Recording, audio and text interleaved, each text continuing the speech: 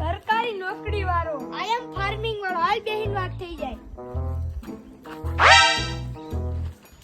સરકારી નોકરી વાળો મહિના 50,000. એમ જો મેં 15 વીઘાની ડુંગળી વાવી ને તો સીધા 15 લાખ રૂપિયા. મારે નોકરી પૂરી થાય એટલે મને પેન્શન આવે.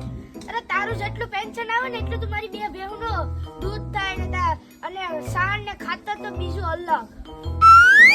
સરકારી નોકરી વાળા 10 વાગે જવાનું, 5 વાગે સાંજે આવતું રહેવાનું. મેં ફાર્મિંગ વાળા ગમે તે જવાનું ગમે તે આવવાનું. કઈ લપ સપત ની બાપની જમીન. સરકારી નોકરી કરીને તો પાછળની પેઢીઓ તરી જાય. તારે હું પેઢ્યું હું ખાલી રોડ કાઢાનો એક વીઘો વેચું ને હાથ પેઢી બેઠે બેઠે ખાઈ તોય ન મૂકે. તમારી ઇજ્જત માટે સરકારી નોકરી કરવી પડે. અમાર તો બાપ દાદાની દેહ છે. ગામમાં જાય ને તો ખબર પડે કે આ તો ફલાણા ભાઈનો છોકરો છે. તારા ડોકો નહીં માને. આમ જો અમે ગામમાં નીકળીએ ને એટલે અમારી ઇજ્જત મળે. ઇજ્જતને રોલા પડે રોલા. આ તડકો કોઈને બાપનું નહીં માને. એ ડોફા ક્યાં જાય? ચલો ત્રણ દાડી આવે. આઈ એમ ફાર્મિંગ વાળા.